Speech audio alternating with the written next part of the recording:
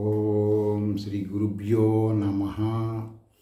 లలిత త్రిశతి ఈ నామము ఈ లలితా త్రిశతిలో ఉన్న ఈరోజు నామము ఈదృగిత్యా వినిర్దేశ్య అనబడే నామము. ఈ నామం గురించి, ఈ నామరూప దేవత గురించి సత్యముగా యథార్థం చెప్పాలంటే సత్యహరిశ్చంద్రుడు కాలము నాటి భావంతో చెప్పాల్సిందే.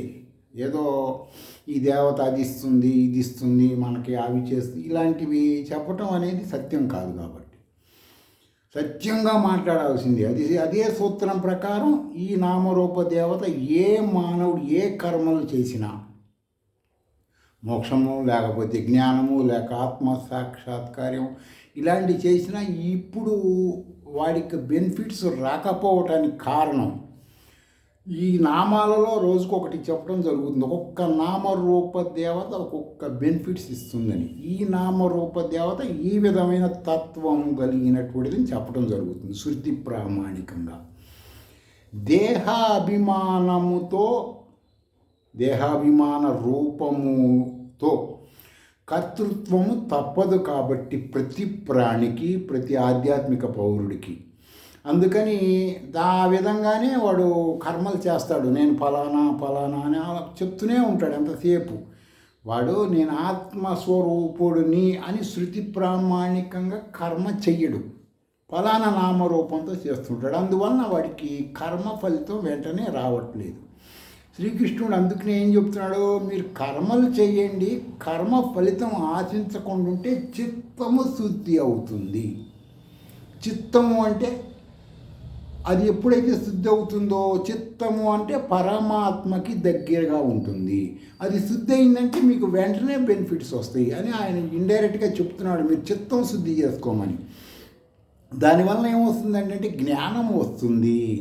ఆ జ్ఞానం అనబడేటువంటిది నిన్ను ఆత్మతత్వమునకు తీసుకువెళ్తుంది. అప్పటిదాకా నువ్వు చేస్తున్నటువంటి దృశ్య ప్రపంచంలో ఉన్న ఆధ్యాత్మిక పరంగా నువ్వు చేసేటువంటివి నీకు ఆత్మతత్వం జ్ఞానం కలగకపోతే ఆ బెనిఫిట్స్ వచ్చినాయా లేదా అనేది కూడా నీకు అర్థం కాదు. అందుకని సర్వశుద్ధులు చెప్పినట్టు ఎప్పుడైతే నువ్వు చిత్తశుద్ధి అంటే మంత్రం ఎప్పుడైనా సరే అంగన్యాస కరన్యాసాలుగా అందుకే ఇవన్నీ పెడుతుంటారు అని నేను తెలియచేస్తున్నాను అన్నమాట. అప్పుడు నీకు ఏం జ్ఞానం వస్తుందంటే బ్రహ్మవిత్ బ్రహ్మేవ భవతి అంటే అప్పుడు ఆ ఫీలింగ్ వస్తుంది నీకు, ఆత్మజ్ఞానము, ఆ అనుభవము, ఆ శృతుల జ్ఞానము. ఈ మొత్తం ఎట్లా తెలుస్తుందంటే ఏంటంటే ఏదన్నా ఒక ఫిజికల్ ప్రామాణికంగా మేము తెలుసుకుంటామంటే, ఇప్పుడు ఒక దరిద్రుడు ఉంటాడు అనుకోండి, ఒక కుటుంబం 10 మంది ఉంటారు ఇంట్లో, అందరూ అష్ట కష్టాలు పడుతూ ఉంటారు. ఆ ఇంటి యజమాని ఏదైనా సరే తన ఇంట్లో లంకె బిందెలు హఠాత్గా ఏదో ఒకటి బాగు చేయటానికో ఏదో చేస్తున్నప్పుడు లంకె బిందెలు దొరికినాయి అనుకోండి, ఎట్లా ఉంటుంది ఆ కుటుంబం పరిస్థితి? ఆ విధంగా అదే సూత్రం ప్రకారం మీకు కూడా మీరు ఆధ్యాత్మిక పరంగా ఏదైనా ఒక శ్రీ విద్యా మంత్రం గురువు ఉపదేశం పరంగా తీసుకొని శాస్త్రీయ పరంగా చేస్తే మీకు అలాంటి బెనిఫిట్సే వస్తాయి. అక్కడ దరిద్రుడిని తీసుకున్నాం, ఇక్కడేమో ఆధ్యాత్మిక, ఆది భౌతిక, ఆది దైవిక, కర్మ, కర్త, క్రియ, ఈ దరిద్రాలన్నీ పోతాయి అన్నమాట.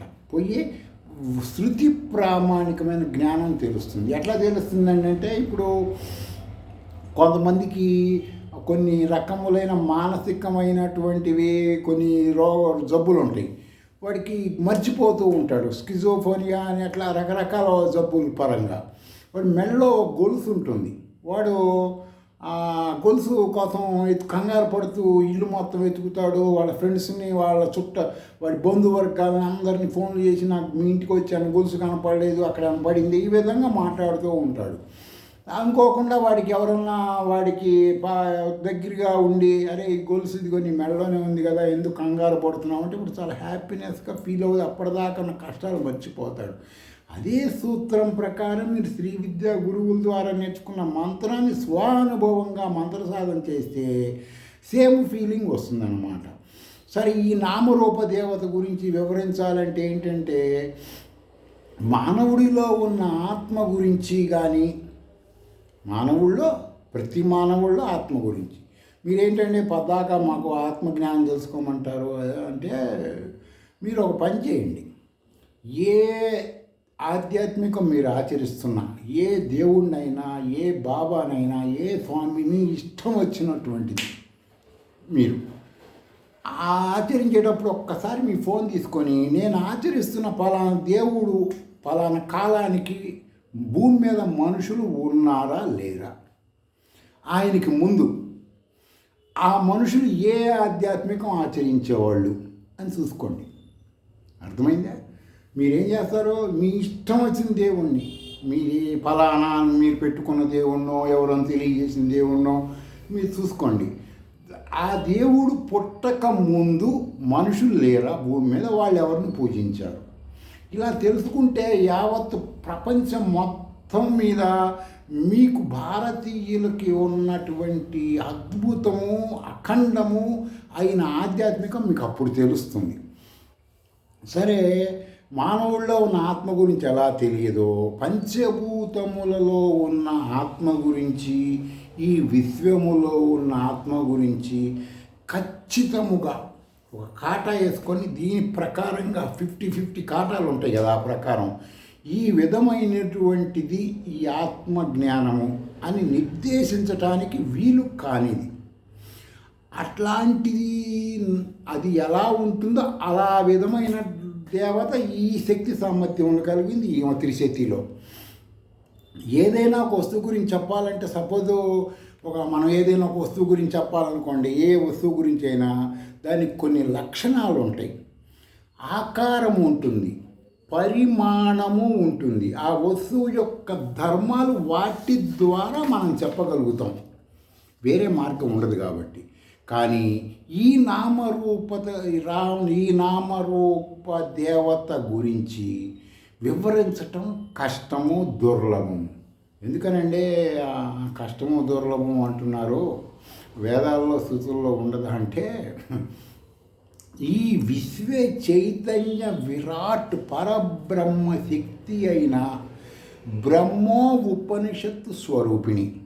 అర్థమైందండి? ఈ నామరూప దేవత నేనేం చెప్తున్నానో, పరబ్రహ్మ శక్తికి, పరబ్రహ్మకే శక్తి.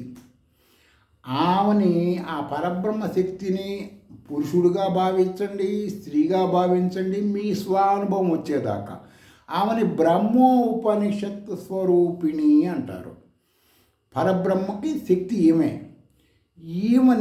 ఈమెని తెలుసుకోవాలంటే ఇంద్రియములు ఈమెను తెలుసుకోలేవు. ఆమె సహజ స్వరూప స్వభావములు వివరించటానికి వీలు కాదు, తెలియదు కాబట్టి. తెలిసింది చెప్పగలుగుతాం, తెలియనిది చెప్పలేం కదా, ఎవరు చెప్పలేరు. వేదాలకి శిరస్సులు, వేదాలు ఉన్నాయి కదా ఈ ప్రపంచంలో, ఎవరైనా వేదాలకు ప్రామాణికం, భారతీయులకు ఖచ్చితంగా. ఆ వేదాలకి శిరస్సు ఉంటుంది కదా, ఆ శిరస్సు గురించి మనం ఏ ప్రామాణిక గ్రంథముల ద్వారా, ఏ స్వ అనుభవం ఉన్న స్వామీజీలు, పీఠాధిపతులు, మఠాధిపతులు, అవధూతలు, బాబాలు, ఫకీర్లు వీళ్ళెవ్వరు కూడా చెప్పలేరు. ఎందుకని? వీళ్ళు చెప్పిన ఏదో ఒక శాస్త్ర ప్రామాణికంగానే చెప్పాలి. ఆ శాస్త్రాలకి వేదమే ప్రామాణికం, ఆ వేదాలకే శిరసు. ఎవరు? లలితా త్రిశక్తిలో ఈ నామరూప దేవత. ఆ శిరస్సు గురించి ఏ ప్రామాణికంగా చెప్పగలుగుతావు? ఇప్పుడు సూర్యుడు వచ్చాడు, మధ్యాహ్నం పూట బాగా వెలుగ్గా ఉంది, ఎవరికన్నా నువ్వు ఒక దీపం వెలిగించి సూర్యుడు ఇదిగో అని చూపించగలుగుతావా? ఆ సూర్యుడి ముందు ఈ దీపం ఏంటి? అలా వేదములకి శిరస్సు ఏంటండి? శృతులు.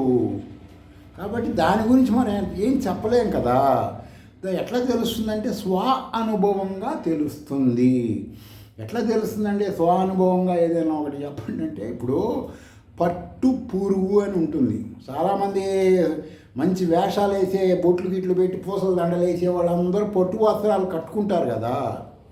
ఆ ప్రాణిలో నుంచి వచ్చే పట్టుని కట్టుకుంటారు. కట్టుకొని అందరూ కూడా మీరు సత్వంగా ఉండండి, లేకపోతే అహింస చేయొద్దు అలా చెప్తుంటారు. వాళ్ళ ఒంటి మీద ఉన్న గుడ్డలు హింస ద్వారా వస్తాయి, కానీ వాళ్ళు అహింస గురించి చెప్తుంటారు. అట్లా పట్టు పురుగు తన నుంచి సహజముగా వెలువడుతుంది. ఇప్పుడు కొంతమంది చిన్నపిల్లలు ఉంటారు, వాళ్ళకు ఊరికే సంగ గారుస్తూ ఉంటారు. మేనమామ పంచద తొడవండిరా సంగ పోతుంది అంటుంటారు. ఆ పిల్లలకి కారుతుంది కదా సైడ్ నుంచి సంగ. అదే సూత్రం ప్రకారం ఈ యొక్క పట్టు పురుగు తనను తాను బంధించుకోవటానికి ఈ విస్తరింపజేసుకుంటుంది. సంగని బాగా పెద్దగా గూళ్ళలాగా విస్తరించుకుంటూ ఉంటుంది. అదే సూత్రం ప్రకారము వాసన లేక కోరికలు అనబడే వాటితో, వాసన లేకపోతే కోరికలు, అవి యథార్థమా అసత్యమా ఎవడి అంతరాత్మ వాడికి తెలుసు, ఎవడు చెప్పడు కూడా. వాటిలో నీ మనసు నీకు అంతులేని సుఖాన్ని ఇస్తున్నాను అని నిన్ను మోసం చేస్తూ ఉంటుంది. ఒక తాజ్మహల్ లాంటి సమాధిని చూపించి ఇది ఒక ప్రేమ మందిరం అని నిన్ను మోసం చేస్తూ ఉంటుంది. ఎవరో నీ మనసు. వాస్తవంగా అదేంటి, యథార్థంగా మనం దాన్ని ఎలా తీసుకోవాలి? చరిత్రలోకి వెళ్ళినా లేకపోతే మీ దగ్గర ఉన్న ఫోన్ ద్వారా అది ఏంటి అనేది మీకు తెలుస్తుంది. కానీ నీ మనసు ఏం చెప్తుంది? గతంలో ఎవరో అజ్ఞానుల విద్యాపరులు చెప్పినవన్నీ నువ్వు వింటున్నావు. విని శృతులకు విరుద్ధముగా దానిని ప్రేమ మందిరము అని రకరకాలుగా భావించి నిన్ను నువ్వు ఒక ప్రేమికుడిగా పరుపరి విధాలు ఊహించుకుంటున్నావు. ఒక మనిషి చనిపోయిన తరువాత ఆ మనిషిని పాతిపెట్టి ఆ జ్ఞాపకార్థము ఆ మనిషిని పాతిపెట్టినటువంటి వ్యక్తి తన మనోబాధని నివారణ కోసం కట్టిన స్మారక చిహ్నముగా భావించకుండా దానిని నువ్వు 24 గంటలు వయసులో ఉన్నవాళ్ళు ఏ విధంగా దానిని భ్రమిస్తారో ఆ విధంగా భ్రమిస్తుంటారు. ఆధ్యాత్మికం ఫిజికల్గా అది అంతులేని సుఖం ఇస్తుంది అనుకుంటుంటారు. వాస్తవంగా ఎవడు కూడా అంతులేని సుఖం అనుభవించడు. సరే, ఈ యొక్క ఆ విధంగా ఇప్పుడు ఒక మారేడు కాయని తీసుకోండి. ఆ మారేడు కాయలోకి ఏనుగు ఉన్నది అని ఎవడన్నా చెప్పాడు అనుకోండి, ఎట్లా ఉంటుంది? ఏనుగు అని నమ్మకుండా ఏనుగు ఉందిలే అని చెప్పి నువ్వు కూడా నీ పిల్లలకి అదే చెప్పి వాళ్ళ పిల్లలకి అదే చెప్పి చేస్తున్నావు అనుకో, దాన్ని ఏమంటారు? అజ్ఞానం, అవిద్య అంటారు కదా. అది పోవాలి కదా.